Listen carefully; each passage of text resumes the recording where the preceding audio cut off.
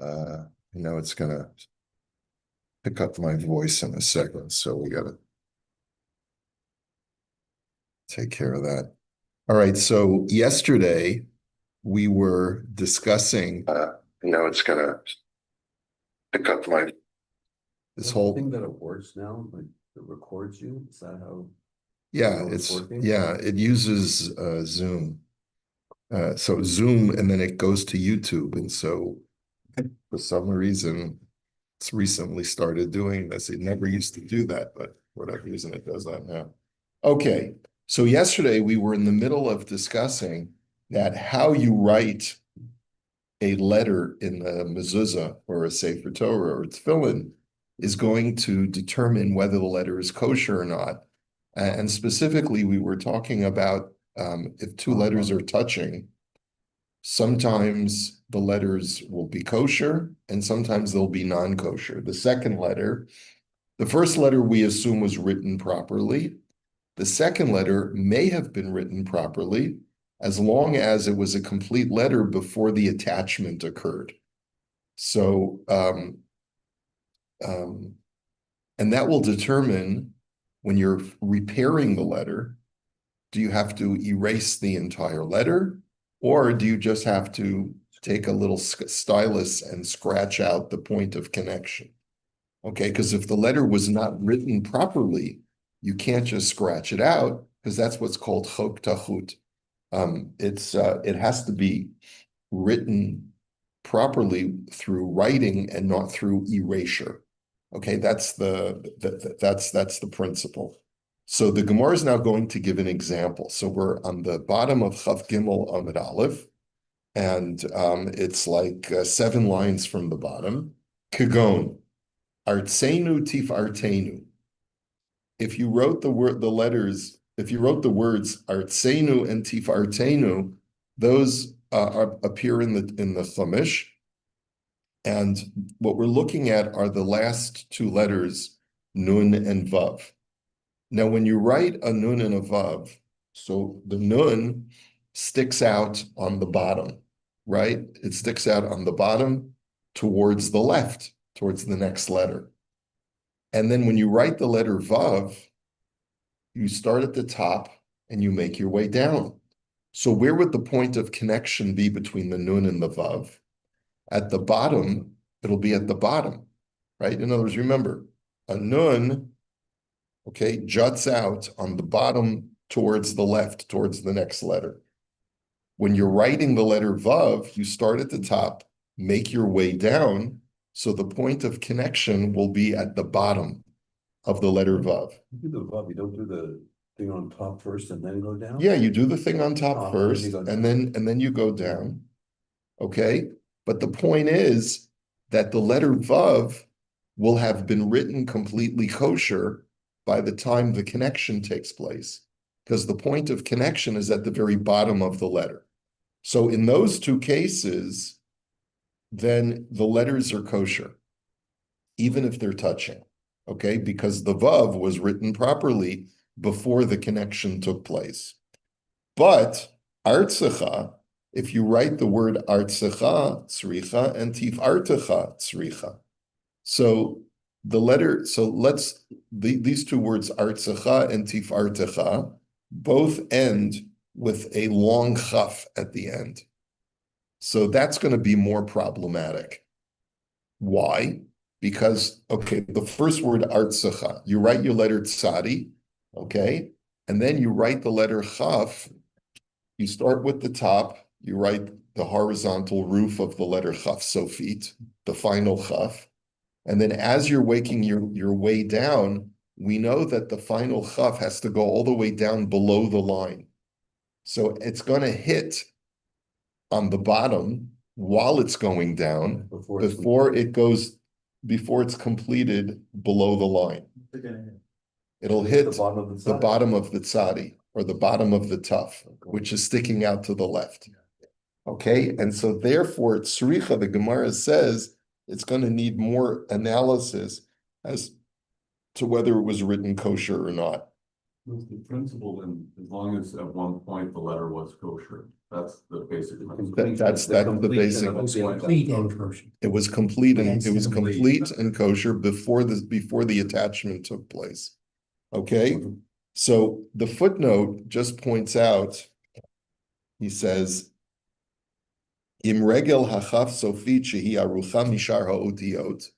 If the leg of the final chaf, which is longer than the other letters, means it goes below the line, nogat be'emtsa'a betachtit hatzadi o hataf shelefaneha, it's going to hit the bottom of the tzadi or the taf that comes right before it. Nimsa sha'ad lemakom hanagia nichtebet bekashrut. So before the point of connection, it was fine.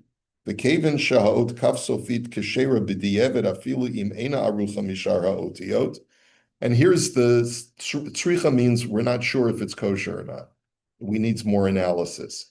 He says that the suffix is this, b'di'eved, if you wrote a chaf sofit that stopped at the bottom of the line with all the other letters, so then it would be kosher.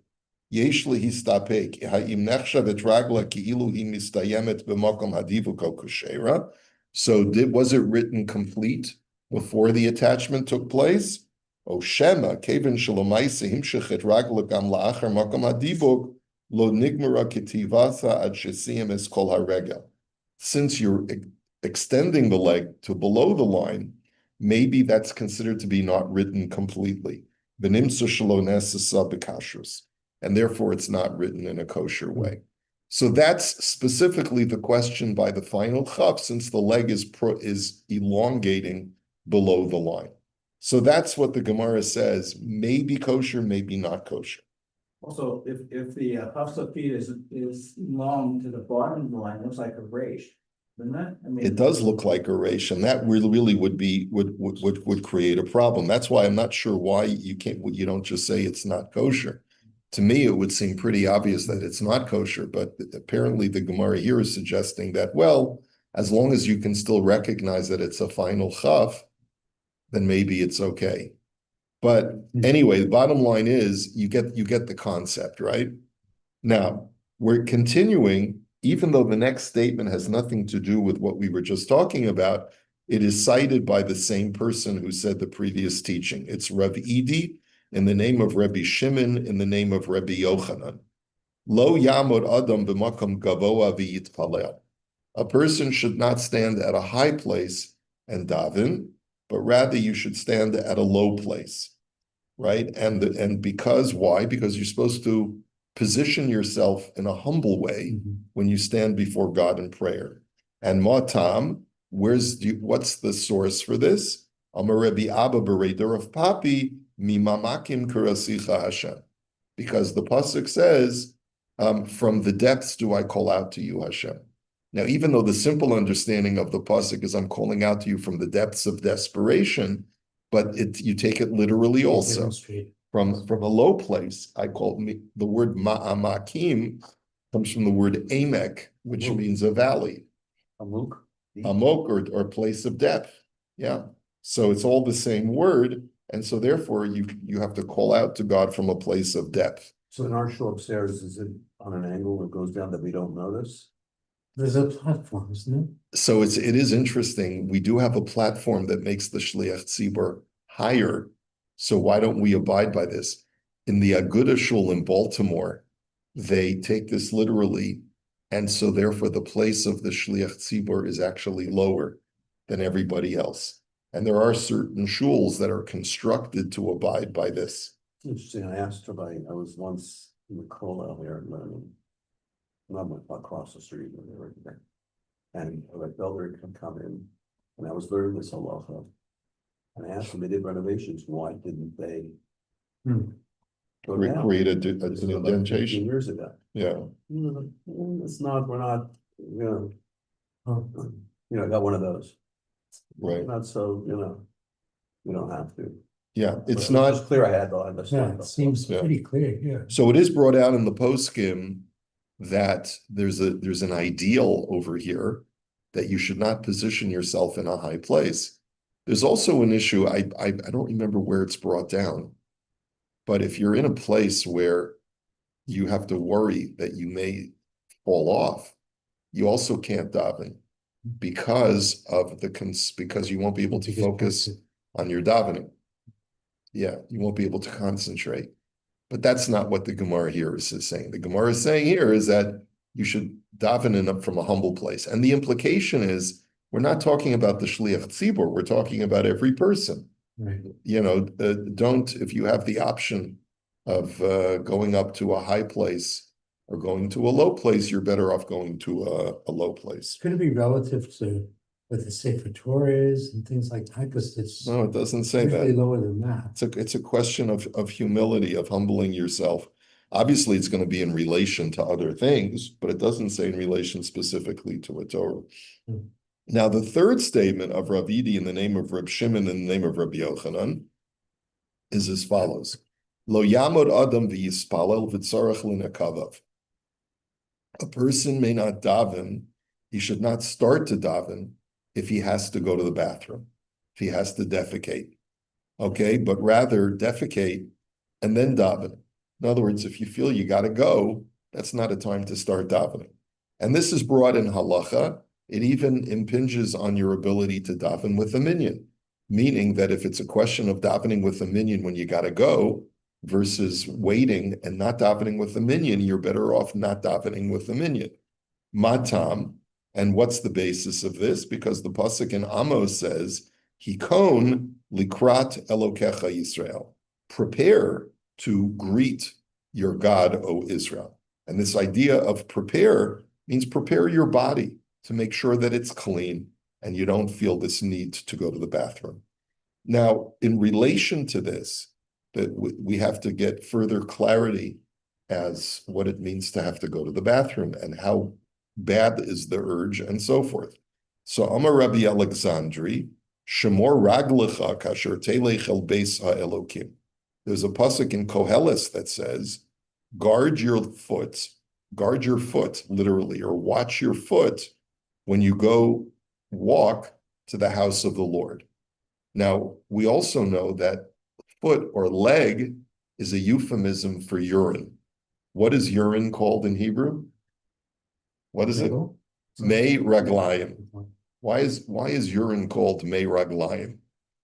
So anyway, anyone who's our age or older probably can answer that question. Because there's sometimes some dribble left over. Okay, so sometimes there's dribble left When you start over, walking out. and sometimes there could be droplets that are left on your legs after you urinate. Okay, so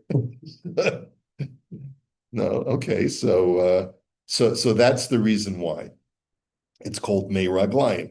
So shemor atzmacha min hatipim hayotzeis mi bein ragleha. And so therefore, one way of reading the pasuk is watch yourself or be careful regarding the droplets that come from between your legs.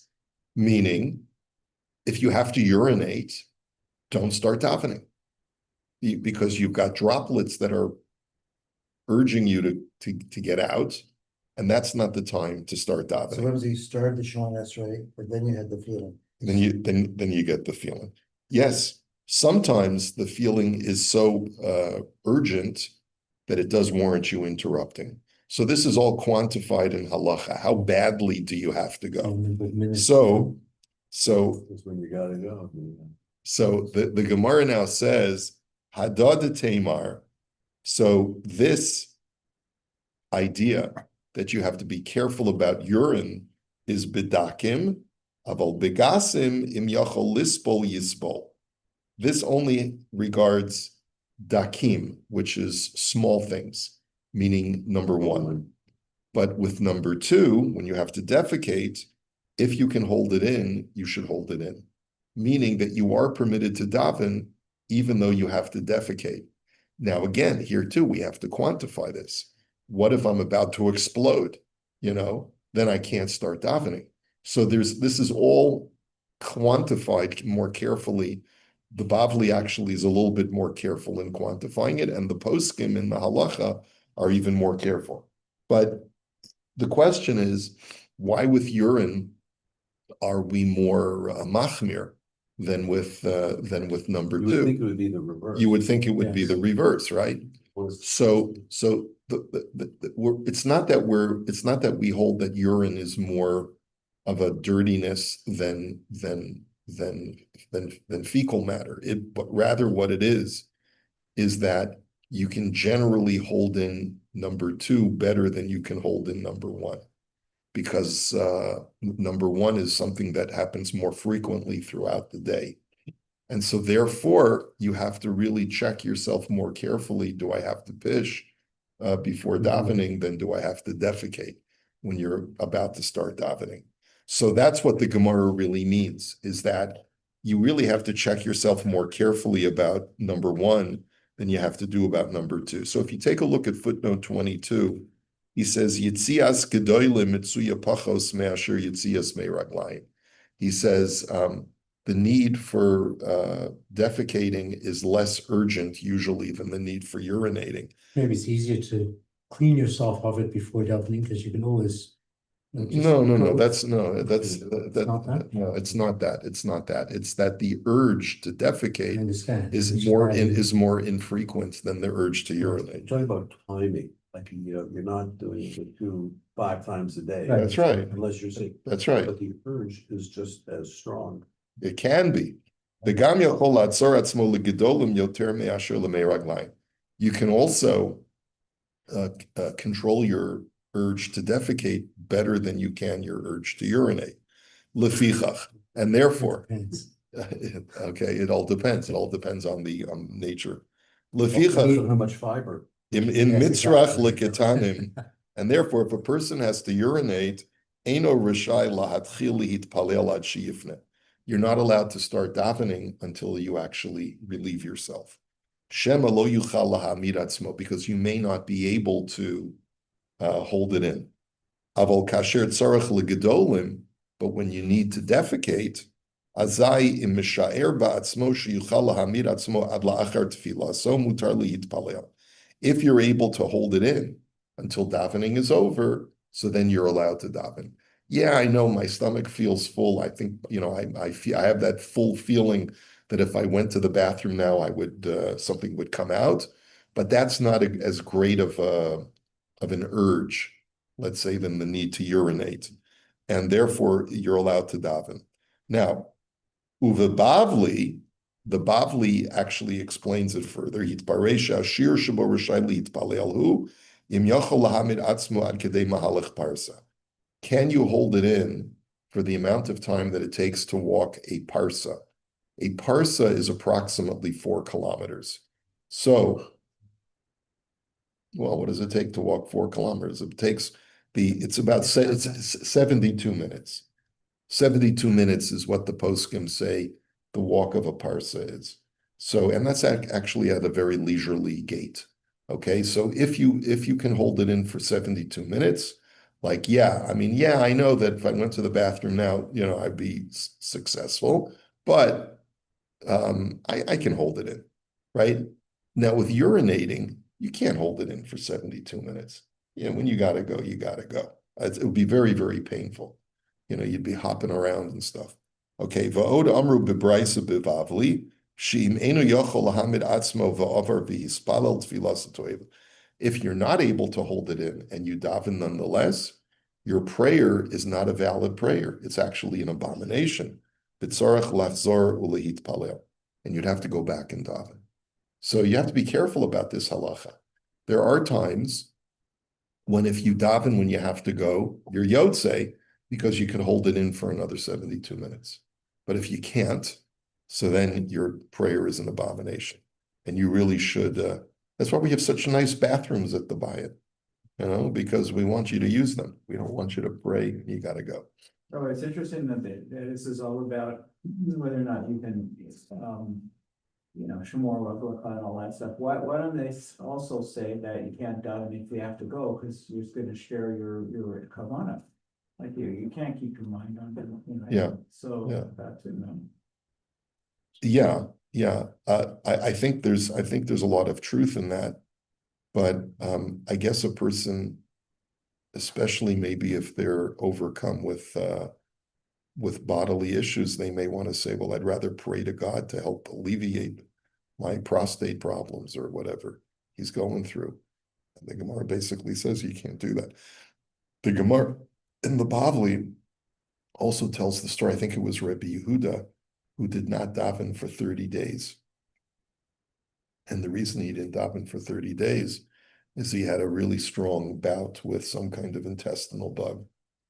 And so he just couldn't daven, because every time he started to daven, he was hit with, Montezuma's revenge. Okay. And that developed Montezuma's revenge. It's brought down something. Yeah, it's brought down in the Yerushalmi. Yeah, okay. Okay. Now, the Gemara now brings another drasha to the pasuk that we just saw. Rabbi Yaakov bar Abba b'shem Rabbi Acha. And by the way, if you want to look up the halacha, we can do the halacha together. Let me just see where it's brought down. It's brought. I'll try and find the halacha.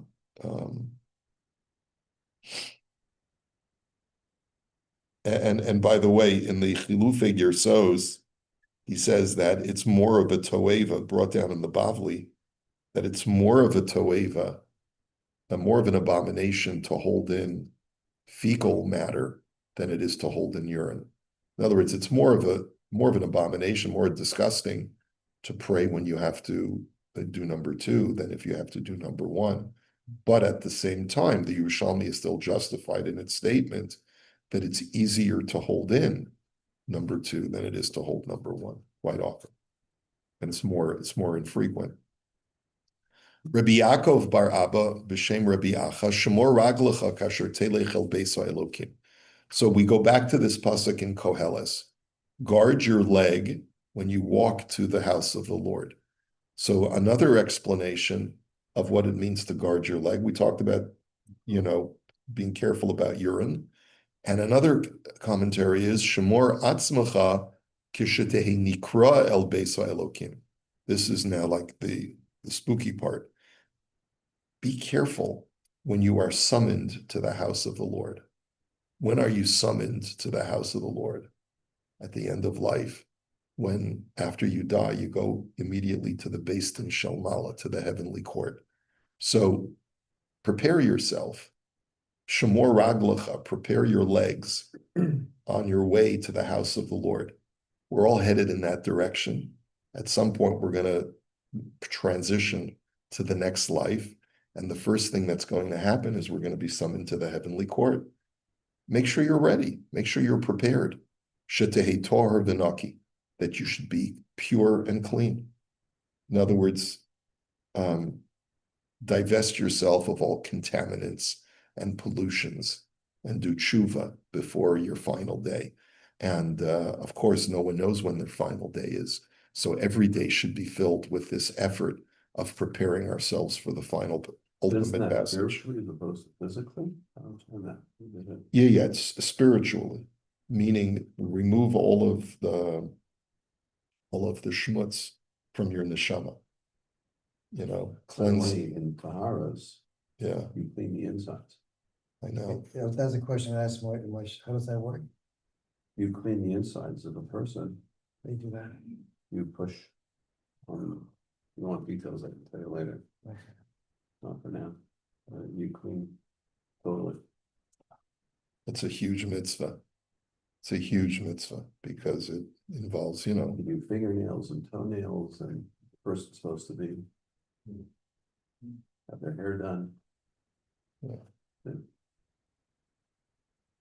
Yeah, that's why it's called chesed shalemes. That's why it's called the truest kindness, because you're doing such a kind act and the person can never reciprocate, Yeah. Amar Rabbi Abba, Yehi Mekorecha Baruch. He says, what is the meaning of the pasuk in Mishlei that says, may your source be blessed? Now, the simple understanding is, may the source of where you reproduce be blessed. May you be blessed with children. That's one of the ways to understand it. May you be fertile is it's a blessing in Mishlei, but there's another way of understanding it. Yehi mikra'acha lakever baruch. Not mikorcha, your source, but rather mikra'echa, your summoning should be blessed.